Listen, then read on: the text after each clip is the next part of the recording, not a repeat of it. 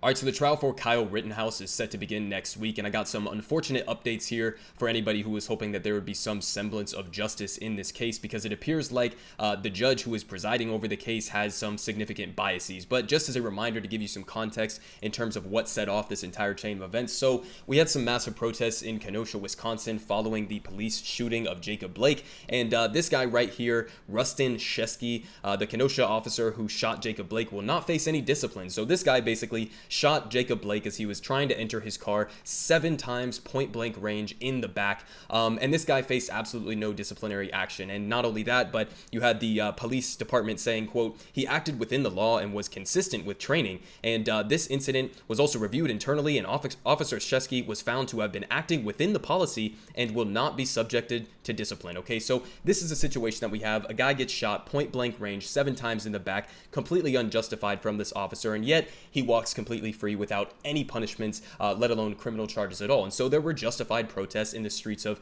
Kenosha, Wisconsin in response to this. And when those protests were happening, basically Kyle Rittenhouse decided, I'm going to go get my assault rifle and head on over to Kenosha, Wisconsin to go guard some private property that doesn't belong to me or anybody that I have a direct connection with. And he basically ended up killing multiple people at this protest. So here from Ellie Mistel, we got some good breakdowns in terms of how the biases of this judge are going to affect this case and what the potential outcome may be. But you can obviously see here from the headline that he is not too optimistic in terms of the results that we are potentially going to get. So he says, I hope everyone is prepared for Kyle Rittenhouse to go free. And he says Rittenhouse is not from Kenosha. He went there with other armed men, allegedly to defend a place called Car Source, which I point out just to emphasize that he was not even trying to protect his own property in his own town.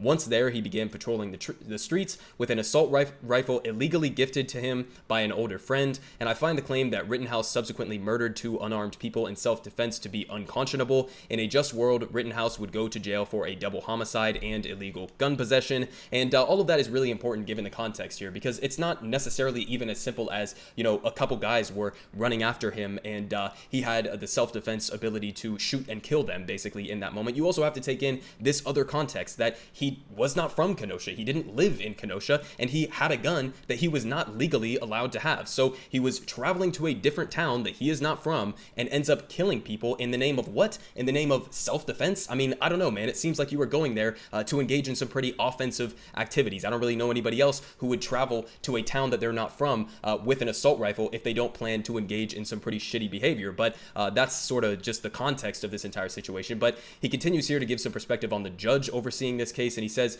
Wisconsin State Judge Bruce Schroeder has presided over the Rittenhouse case from the beginning and has done nearly everything he can to tilt the scales of justice in Rittenhouse's favor. This week, in the last pretrial conference, Schroeder declared that prosecutors are not allowed to refer to the people Rittenhouse murdered as victims during the trial. He said victims is too loaded a term, as if there were some other word that we should use for unarmed people who were shot to death. And now he says, because there is a little bit of nuance here, right? Sometimes judges may make this decision to not use the word victim, but when you see the end of this paragraph, you're going to see how ridiculous and hypocritical this actually is. So he says, now there is a progressive argument for not calling victims of homicide victims at trials. I can absolutely see the argument that using the term in a case where the defendant claims self-defense lacks neutrality. It's a choice other judges have made, though I doubt that this kind of neutrality would be given to a black teen who gunned down people at a MAGA rally, which is absolutely obviously true. But still, I wouldn't call Judge Schroeder biased for this ruling alone. I call Schroeder biased because at the same conference at which he decided to prohibit the prosecution from using the words victims to describe the people Rittenhouse shot, he said he would allow the defense to use words like rioters, looters, and arsonists to describe those same people. Okay, very important here. Rioters, looters, and arsonists, those are criminal charges. Okay, none of the people that Kyle Rittenhouse shot, including the one who is still alive, have been charged with any of those crimes. So how the fuck could you think that the word victims is too loaded a term, but assigning actual criminal behavior or criminal charges to the people he shot is not a loaded term? It's just such surface level glaring partisanship that I don't know how anybody could possibly overlook this. But rioters, looters, and arsonists, even though again none of them have been convicted of any of those charges. So he says that's bullshit, obviously, and the victims are not on trial. Rittenhouse is refusing to allow prosecutors to use linguistically accurate terms for people who did not voluntarily essentially attempt to catch a bullet with their face at the same time as allowing the defense to use prejudicial language to characterize what those people were doing at the time is the very definition of bias. And there is not and never will be a trial to determine whether Anthony Huber and Joseph Rosenbaum were arsonists, looters, or rioters, because Rittenhouse killed them in the street. And indeed, the sole surviving victim of Rittenhouse's gunfire, Gage Grosskreutz, has not been charged with rioting, looting, arson, or any crime whatsoever arising out of the protests in Kenosha. And moreover, Schroeder's bias has been evident in several other pro-Rittenhouse rulings over the past year. He let Rittenhouse out on a $2 million bail, which is not cheap, but something that Rittenhouse was able to crowdfund because enough white supremacists rallied to his cause, and I covered that story on this channel, but refused to make Rittenhouse turn over his address to prosecutors, then did nothing when Rittenhouse repeatedly violated the terms of his release. And he also ruled that he will allow Rittenhouse's defense team to introduce evidence of police telling him and other armed whites, "We appreciate you." And while I have no doubt that some racist cops in Wisconsin were totally happy to have another gun-toting white boy on their side, police permissiveness ordinarily has no bearing on a claim of self-defense. And that's obvious, okay? He wasn't deputized by the police force, even though in a lot of ways he kind of was, because they did give him tacit permission to walk around with an assault rifle and enforce the law in whatever ways he sees fit. But he wasn't like officially deputized by these police forces. So you can't add that as evidence to bolster your self-defense claims. It has nothing to do with the self-defense claims, okay? But this also is just a massive condemnation of the Wisconsin Kenosha